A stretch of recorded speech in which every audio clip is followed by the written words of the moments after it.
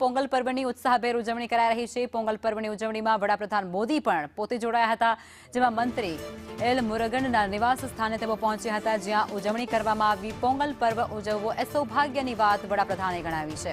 વધુમાં તેઓએ કહ્યું છે કે પોંગલ એ પ્રકૃતિ અને પરિવારમાં સંતુલન બતાવતો તહેવાર છે, જેની ઉજવણી કરી અને તેઓને જે उत्साहभेर उजवणी તેમના દ્વારા કરવામાં આવી હતી।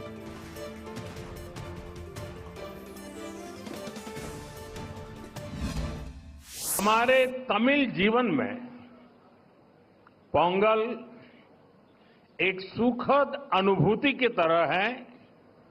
इसमें अन्नदाता की मेहनत, धरती और सूर्य के प्रति आभार का भाव है।